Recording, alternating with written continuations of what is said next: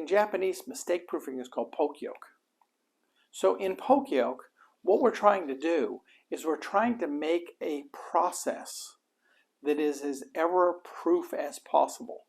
And that has to be built into the system. And so too often when we talk to offices, we hear, well, the new group of dental assistants or the new group of hygienists or the new group of administrators just don't have the same values of the people that people used to have. And so it's as if we suddenly develop bad people. I have a different take on this. And I have the experience with young people that I think conclusively shows that that's not true. We created difficult systems, and then we use those difficult systems with a small clique of people that learned those difficult systems and didn't document them in a way that anybody else could ever understand them. So when someone else comes into your system, which you made up, and can't figure it out, it's really on us to go ahead and make that better and make it simpler. And again, I want to have a dental assistant join the practice and be productive at the end of the second week. And if I can't do that, it's either that they are not made for the practice, which is not most people, or that our system is too complicated for them to figure it out easily. That's how you prevent mistakes. There are two aspects to mistake prevention. One is called standardized work, and the other is checklists. They both go hand in hand. The reason that standardized work comes first, and dentists have a resistance to standardized work. Standardized work allows you to create a worksheet and a plan that people can follow. If the procedure is never done twice the same way, or if all the doctors in a practice do things differently, then there's no chance that a dental assistant can work across that staff. When I practiced clinically, I never knew who my assistants were going to be that day. It didn't matter. Sure, I had people that I had practiced with for decades that I wanted to know how their kid was doing. I wanted to, share with them some hobbies that they had that I might have in common with them. But that wasn't what was important. It was important that every single day I could walk in and whoever was working chairside with me knew the process because the process had a standard. What's important in standardizing work is that it must be visual. If it's not something that can be shown and seen, then rarely will people clearly understand it if it has to be in text format only. So for us, if you came into one of our offices, what you'll see is if there's a thing, a process, if you will, in this case, burr blocks, there's a way to set up a burr block.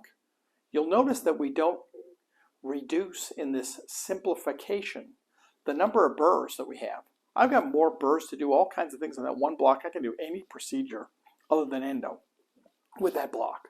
So we don't reduce that, but we have a system where we know where every item is on that, and the youngest employee can match that when they're restocking that block by just looking at the photo of the system. And as you can see, that's a book. So that book it's a flip chart. They can go ahead and refer to that for anything that they need to set up. The next part of mistake prevention is checklists. Everyone needs checklists. Nobody is too big for checklists. In fact, when Atul Gawande did a study at Harvard Medical of checklists around the world, he found that they could reduce medical errors simply by the use of checklists. If you want to read his book, The Checklist Manifesto, it's a simple read. That may be a good place to start if you have any questions on whether checklists are important.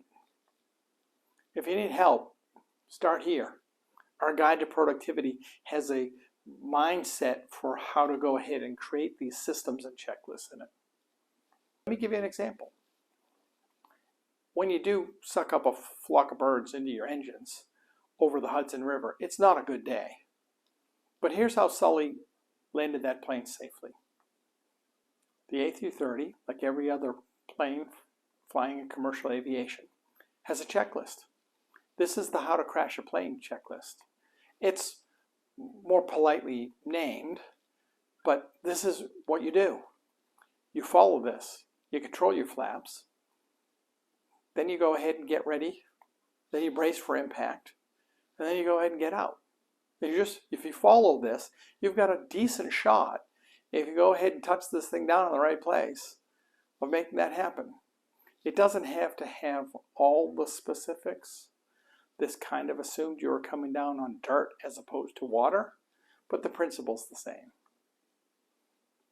And the last element of lean principles that are relevant to what you need to do immediately, there are more things, but just focus on these three, is continuous improvement. Once you've created a lean system without waste, or that you're reducing the waste, that you've created clear systems so that you can prevent mistakes, you then continuously improve it.